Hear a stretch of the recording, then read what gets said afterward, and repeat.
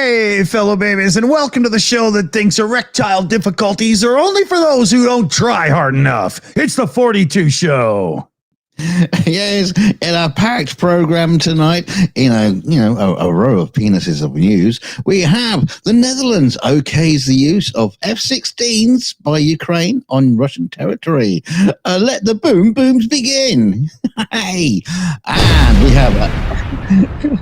I should point out these are stories we're not going to cover tonight.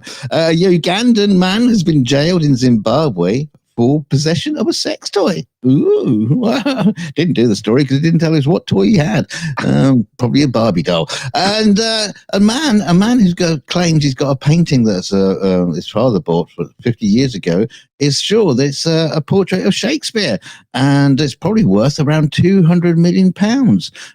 But he says he doesn't care about the money. I would. Give it to me. Yeah, I would care about a little bit of it for sure. But somebody who's caring right now absolutely is California. They've passed a couple of bills recently. One's getting a lot of news, and we will talk about it briefly, but the landmark bill requires internet browsers and mobile operating systems to allow customers to easily opt out, one tap click, from sharing and selling of their private data with websites which use it for targeted advertising. So California, I can't give you enough hearts. Holy! I wasn't a big fan of California emissions, choking horsepower, but this one I like. The residents in California already have a legally binding thing to for opting out of requests. But Chrome, Safari, Edge, and so on, Android and iOS as well, don't have the tools for doing so. And California got fed right up and they said, screw this, we're going to mandate it into the software. So, oh yes, I am loving it.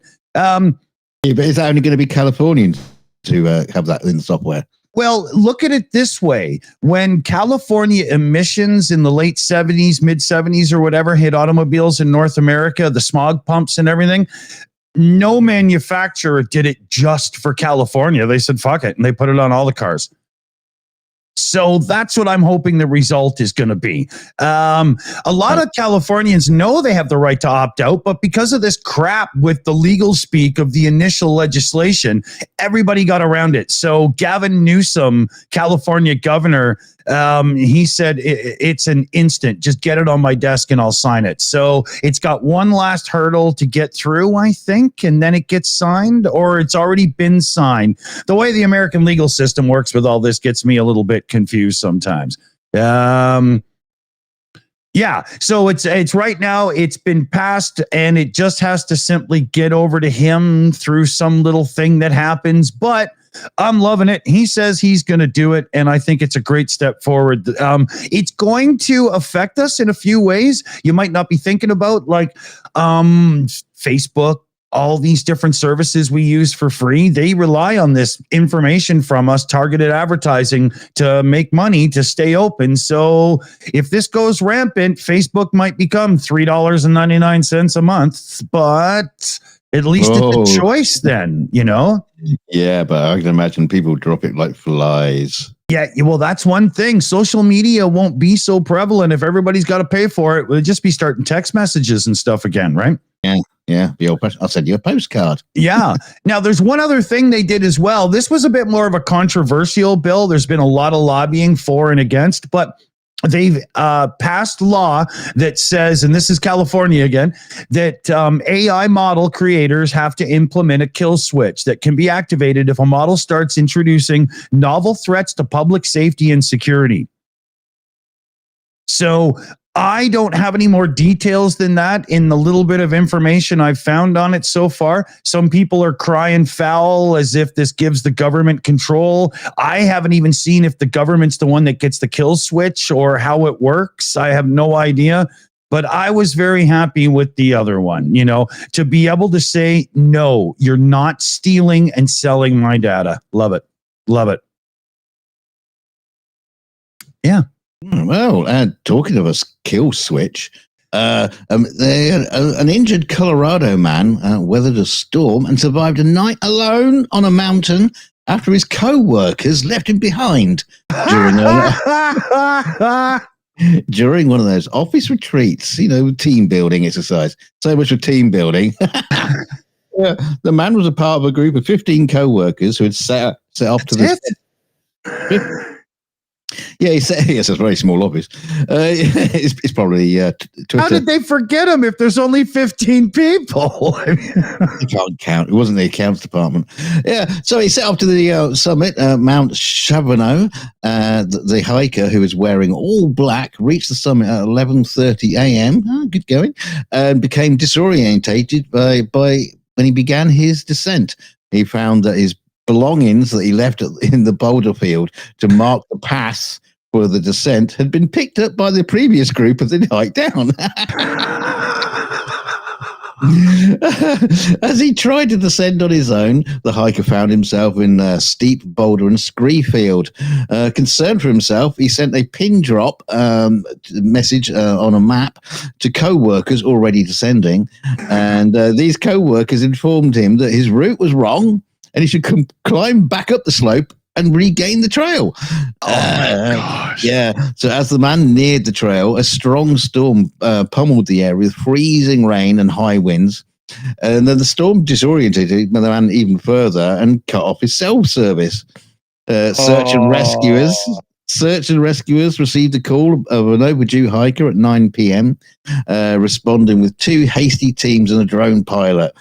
Crews worked throughout the night, but high winds and freezing rain prevented them from reaching the summit. The following morning, the man regained enough cell service to call 911. So the man told rescuers that he'd become disorientated and fell at least 20 times during his attempt to descend. And he said that after his last fall, he was unable to get up. The hiker was phenomenally lucky to have regained cell service when he did, and still had enough consciousness and wherewithal to call 911, the rescuers said. Wow. Search and rescue officials urged hikers to stay with a partner, or more than one, and pack bright clothing along with other essentials when setting off into the backcountry. Yeah, a mobile phone with a decent service, it sounds like, is the key to that. Is anybody else viewing us right now hearing this as this guy's voice? Did you guys leave me behind? Where is everybody? Oh, it's just a joke. It's one of those jokes, isn't it? Ouch. Yeah. That's yeah. I would get. Can you imagine the office? The atmosphere in the office when he returns. He's like, oh fuck, yeah, left you behind. Especially if he's like big and tough or something, right? Couple of shout outs to do here. Demetrius Ziganovas in with a direct donation there. Daista Beer Fund. Greetings from Kaunas, Lithuania. Hey, Demetrius. Thanks, man. Huge thanks. Right on. We also have a direct tip through Stream Elements from Dunk on You 23. Keep up the great work. Well, we'll keep doing what we're doing. We'll let others decide for themselves. Yeah. And then Dunk on You also gave out 5 Shills memberships. Hey, Dunk on You, double thanks. Awesome. Thank you. Is it my turn? Yes, it is, right? Yes, it is. Yeah, these two made it onto camera and did a cool little interview for folks, right? Kamala comes straight out of the gate with, voters are ready for a new way forward, as she was questioned along with her running mate there, Coach Walls, in the first major television interview for their presidential campaign. And where do we go here? Oh, okay. It screwed up some of my highlighting. Sorry, 1 second here. The interview was taped on Thursday. It was in Georgia. Harris was asked about changes in her policies over the years, specifically reversals on fracking and decriminalizing illegal border crossings. And she says, I think the most important and significant aspect of my policy perspective and decisions is my values have not changed. Her personal values at the core. And I would agree with that because if you've got a good idea, but instead of doing it on the first try, you're going to have to do it over 3 steps. So slowly everybody sees that you were right. Well, that's how you got to do it. Harris also brushed off Trump's questioning of her racial identity. President, Trump said she happened to turn black. And she said it's just the same old tired playbook. Love that response. Joint interviews like this are an election year fixture these days, right? And so this was the first time that people got to hear more about policy depth and stuff. It's not just been campaigning and people cheering and rallies and stuff. They're still kind of introducing themselves to voters, some analysts are saying, unlike, Trump and Biden, who everybody has awareness of big time. And Harris still seems to be pushing the idea, rightfully so, that they still can be seen quite often as the underdog. And they're really encouraging everybody to, pick up the spear, so to speak, and get out there and evangelize for the party. Is that the right word? Are you calling Kamala a dog? No, but not very nice. I didn't. Yeah. So, she had some other lines in the interview which were good about, they're here to speak the truth, and they're not gonna sugarcoat things or over escalate attacks.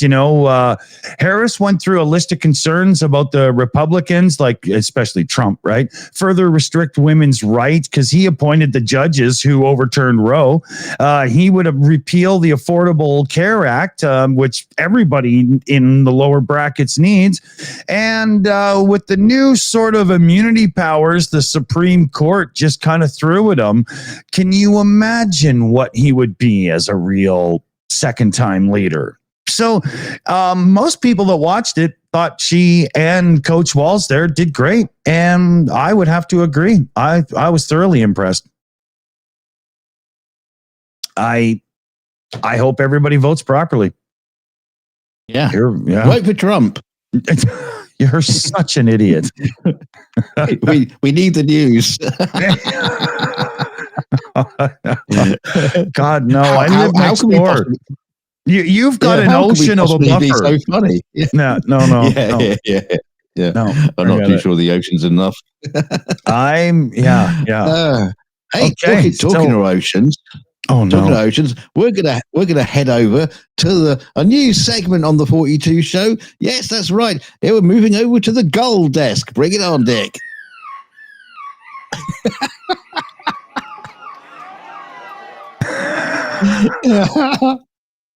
Yeah, there has been a plethora of goal news this week. So contractors who will install solar panels on the roof of a Weymouth school will be told that they will need to protect nesting seagulls. In good conditions, the panels are expected to create 100 kilowatts of power. But one immediate neighbour to the school wrote to Dorset Council to say that seagulls regularly nest on the roof, asking if they were going to be removed. A planning officer said that despite the claim, there's no actual evidence of the birds nesting there, but says the contractor due to carry out the work will be warned that if nesting birds are found, any active nest will have to be protected until the young have fledged. Oh God, that's right. Yeah, there may or may not be gulls nesting on this roof that contractors may or not here. But moving on from that bit.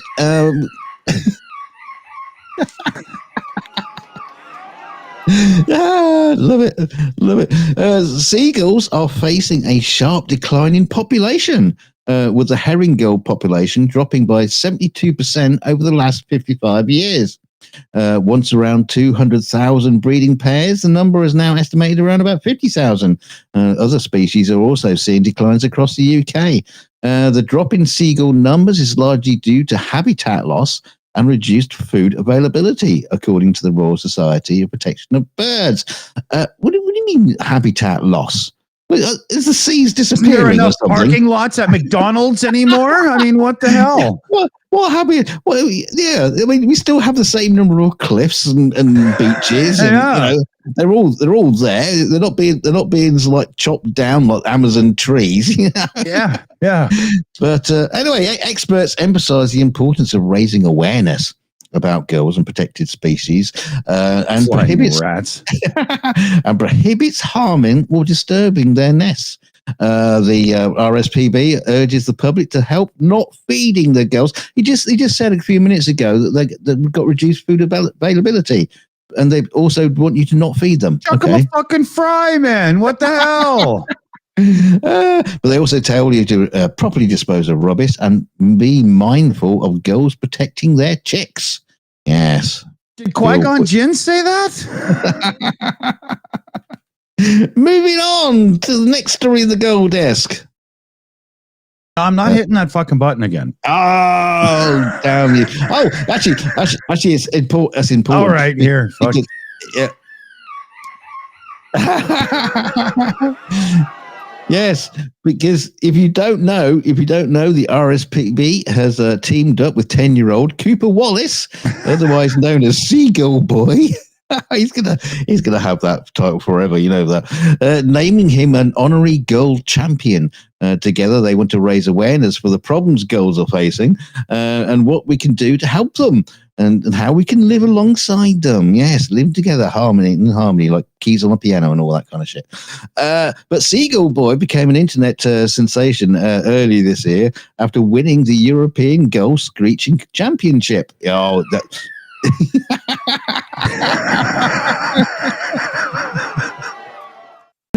Oh, you know what? Now he's become an internet sensation. There's going to be like a rise in gull enthusiasts, and they're going to try and top him. No, there just can't be. There has to be a better way forward. Or he's going to bring out a single. Kamala said it. Come on. He's going to bring out a single at Christmas. Oh no. Yeah, the screeching. Oh, but anyway, he said. Gulls are amazing birds, and they need our help. He used to play in the Beatles. They are in decline, and we must learn how to live alongside them. I'm really excited to be the RSPB's gull champion, and I hope to inspire others to love gulls as much as I do. He's lucky he's a good-looking kid. He'll be able to outlive this and move forward. Well, I'll tell you one thing. If he carries on wearing that costume, there's no chance he's going to be meeting a girl in the future.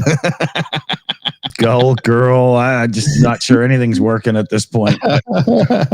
Moving on to attacks by the occasional. This is going on a bit too long. Attacks by the occasional aggressive birds have hit the headlines, with cheeky bird swiping snacks straight from beachgoers' grass. And with this in mind, pest control experts EcoCare have analysed 40,000 TripAdvisor reviews to find the beaches you are most likely to be attacked by seagulls. Yes. They say if you find yourself under attack, remain calm. They have lasers, man.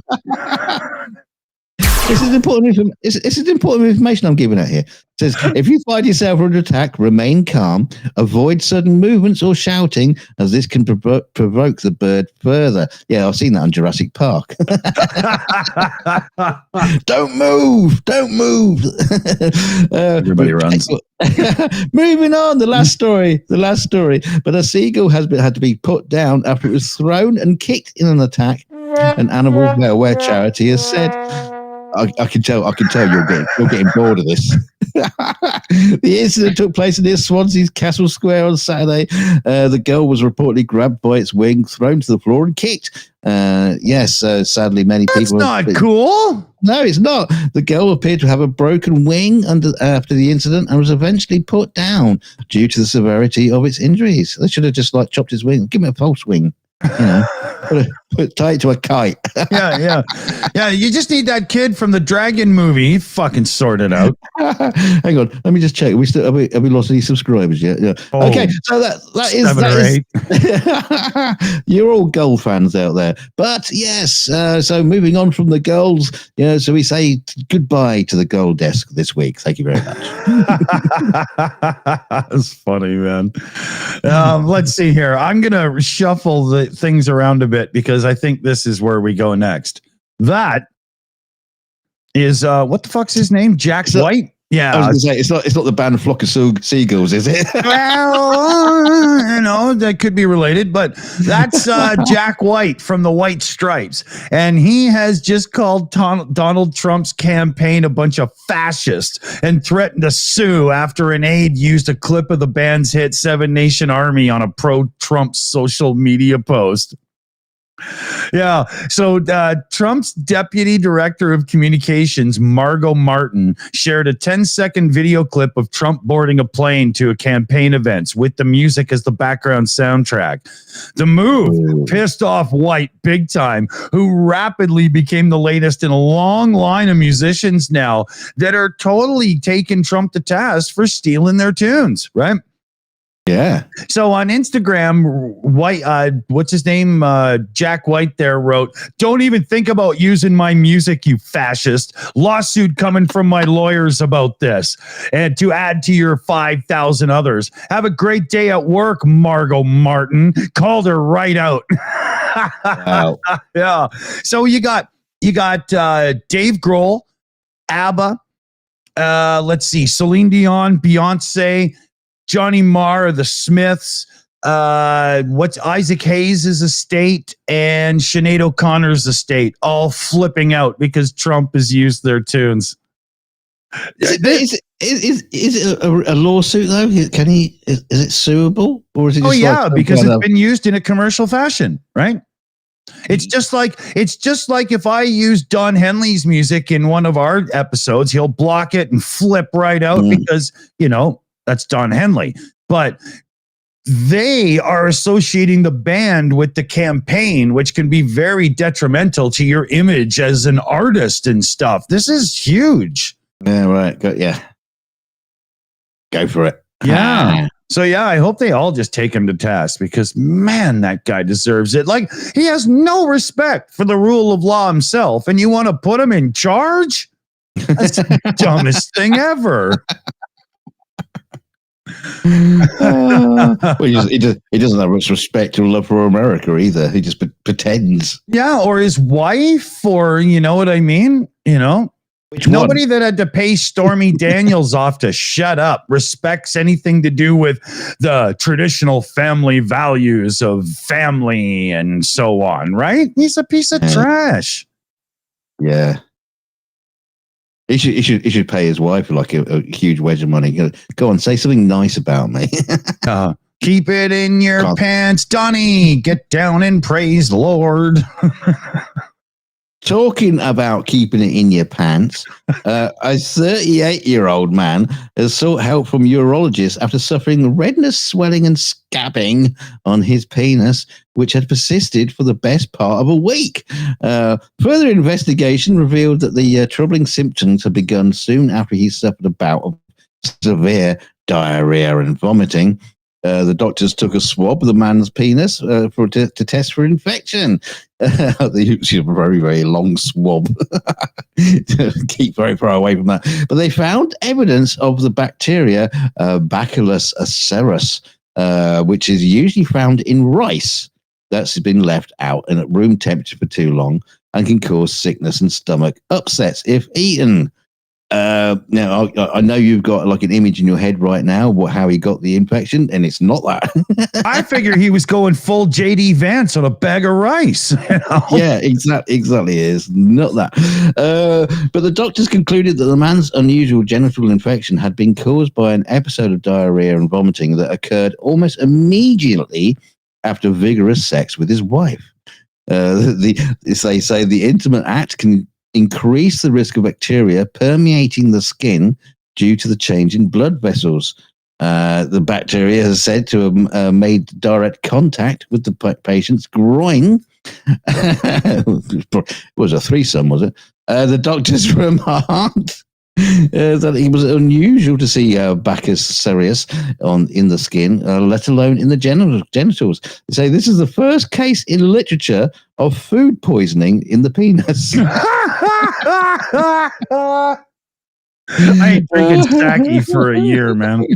Yeah. So the patient had eaten a meal containing rice with his family just a day before his Simpsons started.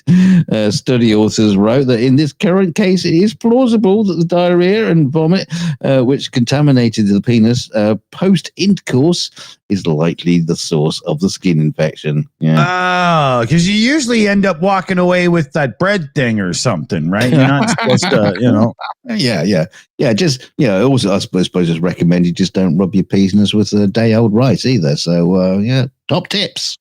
Just wrap that thing before you go into battle, man. I mean, come on. A couple of shout outs here.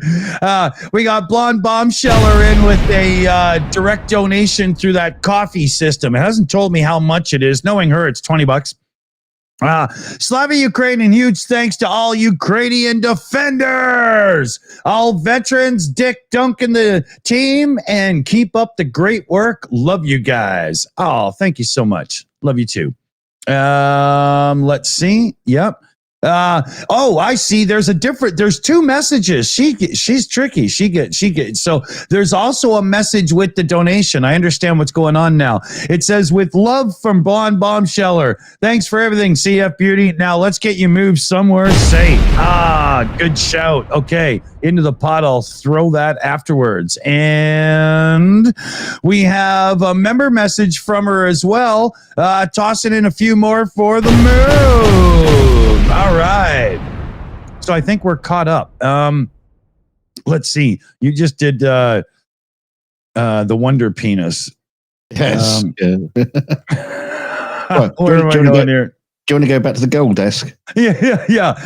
No, here. I've got it. I just totally wasn't prepared. So, yes, I know it's this idiot, but Trump has threatened to imprison for life who? Yes, Mark Zuckerberg. If the Meta chief executive attempts to plot against him in the upcoming presidential election. Now, this is not some stupid quote from somewhere. This is in his upcoming book, Save America. Trump has declared that Zuckerberg will spend the rest of his life in prison if he tries to cross him before Americans cast their votes on November 5th. I shit you not. This is actually real. What charge? I know. I am Caesar. You will be jailed. And it's just... He's like he wants to take America back, not just backwards. They want to get into like a medieval society. Yeah. And put the wenches in the tower. Yeah. There's another quote here. We're watching him closely, and if he does anything illegal this time, he will spend the rest of his life in prison, as will others who cheat in the 2024 presidential election. And Trump wrote this, right? This is an excerpt from the book. The book itself is a photo-led coffee table book. Who wants a book full of pictures of... who wants a book full of photos of that? Right. I would rather have a book full of photos of my own family's hairy butts. So I can that can be arranged. Yeah. So yeah, Trump is really showing everybody why he should be the commander-in-chief. It's unbelievable. He was complaining about it in the book. Like he'd bring his wife over and we had dinners and he was nice as he could be, all while plotting to install shameful lock boxes in a true plot against the president. Seriously, this is what it says. Oh my God. Tell your friends, people. This boy's out of his mind. Oh my gosh. Okay, so let's see here. Where? Oh my God! Guess what this photo is? No, I'm sorry, you're wrong. Dunk, would you tell them, please? I don't want to. No, this is in Russia, a striptease contest that saw contestants take their clothes off for the chance to win an iPhone has sparked fury in Russia, with authorities forcing revelers to make a groveling apology and threatening were they forced on their knees while naked? Not for the first time. Organisers said 2 men and 2 women had to go to the front of the club, understood to be in a bunker in the southeastern Astrakhan region. That's normal. Yeah, and began taking their clothes off. Video footage from the night showed 3 of them nervously getting naked, while one 20-year-old woman was happy to strip off for the chance to win quite happy to strip off for an iPhone. After Russian authorities arrested the 4 on stage, God, they got in there quick. As well, what did they do? They were part of the crew until they got called. They were watching this live, right, get in there. Yeah, but anyway, as several others that helped with the event had also been arrested and threatened them with 15 days of jail time. The woman was forced to make an abject apology. So you said, I am insanely remorseful for what I did. My actions were immoral and not normal at all. I am deeply ashamed that I did it. The unnamed woman said in a groveling apology that I hang on, I've already said that bit. It's got it in there twice. Yeah, Vladimir Putin's governor in that region, Igor Foreskin, expressed outrage at the stunt while police raided the club. While lurid striptease shows are common in Putin's Russia, this contest was seen as breaking the bounds of decency. Yeah, you might be wondering where. We're trying to get to the crux of it, as they were in the strip, I suppose.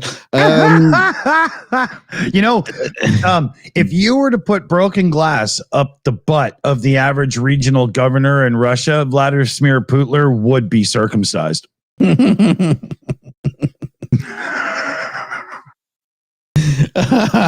would you do? Put a day-old bowl of rice at the arse? Never mind. He says at the time, this is was that governor. He says what happened in the bunker nightclub is a disgrace for us all. At a time when thousands of our fellow countrymen, not caring for their lives, defend the motherland in the war. Yeah, right. Of course, they care for their lives. That's why they're losing them all the time. Some inhuman people who have lost all sense of all shame and all conscience stage an immoral performance that humiliates human dignity. He says, do they even know what a bunker is? Do they realize what is happening in real bunkers right now on the front lines? He says they sold themselves out for an American phone, actually made in China, which the advertising agency and media made a symbol of success and prosperity for the entire generation. He questioned whether any nudity should be allowed in Russia during the war started by Putin. He says, I am sure that the public has the right to know by name and all those who organized this brutality, who took part in it, flaunting their shame, and who applauded and rejected this outrage. In other words, he didn't answer your question. Yeah, exactly. Yeah. He said on his way to a strip club. Let me just tell you this. It's always the right time to get naked in a group of people. That's just how it works. Now, before we run out of time here, let me introduce you to a couple of cool kids. Oh, right? This is good. Yeah, so the kid on the right, his name is Danny. And he came up with a cool plan to raise money for his brother's hockey team. That's the kid on the left, right? The smaller kid. Well, a little bit, right? Now, the kid on the left is on the autism spectrum, and they got a special team for kids like that, and they have a blast playing hockey and stuff. So he made some homemade ice cream, and he started selling it. And he got a complaint from one of his neighbors, and they were ordered to shut down and not. Yeah, exactly. Right. So word got out. Right. Word got out. They burned his house down. Word got out. Right. So Danny, at first he was interviewed because word got out, and then he decided, well, if I can't sell the ice cream, I'll give it away and accept donations. Right. So I think it was done with maybe a newspaper person who was like, hey, I got an idea for you, kid. And then, gave him some. So there on the first day, the ice cream supplies ran out in 10 minutes and they raised $1,000. And then word really started to spread. Yeah. And some other businesses and stuff jumped in. One local radio station teamed up with a candy shop and they raised $3,600 in a day. Another business jumped in. And now this kid's hockey team is going to buy like all new gear and whatnot and the whole bit. And I understand that, homemade ice cream, there could be the odd health issue and stuff. But instead of just going and being assholes, like we continuously see these small bylaw people being in the UK and Canada, the United States, all over the place, why not show up and go, hey, kids, you can't actually legally do this, and then help them and give them some ideas. What is your job so freaking hard? Just running around pissing people off with your ticket thing, Be a human being. Yeah. I don't understand why do you have to be called out on social media before you finally go, oh yeah, sorry, Well, you got to have assholes somewhere. Yeah, but this keeps happening. Like these city officials just keep acting like jerks instead of showing up and going, oh, you're trying to raise money and stuff? Guys, I got some why not help? What the fuck is wrong with you? It wasn't even an official. It was the next door neighbor. Probably, right? Yeah, well, you said it. You said it was the neighbor. Yeah, well, one of the neighbors in the very, and I mean, for whoever complained, go sit on your own bedpost until it pops out of your fucking mouth. Jesus Christ. I mean, it might have been because they were taking trade away from his lemonade stall. Yeah. So, hey, everybody, we are going to regroup and reshuffle. We'll be back in like 7 or 8 minutes with the after show. Stick to the end of the credits and you get a redirect. YouTube will send you there if you refresh the screen as well. And we got Ukraine update tomorrow on the show as well. So stick around lots. Oh, Danny boy, the ice is freezing. And a big shout out to the team who help us do everything in the background, like news and research and Ukraine research and moderators and so much more. We got Annette who runs the teams, PJ CNET running the news team, Shayna Caldwell, Crazy Cat, Liam Wakefield, Super Chat, Matt, and Nick Suter was hanging out from the InChime channel, and Maya was hanging out over from a show that I love doing. It's Bad Science Sunday, so check everybody out, catch some links, do some searches. Thanks, everybody. Thank you, everybody who supports us with the... what happened there? Sorry, I got confused there. It stopped for a second. Yeah, so thanks, everybody who gives us support with super chats, donations, and becoming channel members and all that kind of groovy stuff. Really helps keep the channel ticking over. Don't forget to hit the like button on the way out. I'm going to do that right now, so you better bloody well do the same, otherwise we're coming for you. And don't forget to share us out. Share us out. tell you how you share us out. Join the European goal screeching competition next year and say the Shills sent you. And don't forget to wear a Shills t-shirt. Also, don't forget to join our Discord and send in photographs of your big fat hairy bum so Dick can make a new album. And we'll see you all in the after show. All right, stay shilly. Stay chilly, everybody. We'll see you in just a couple of minutes.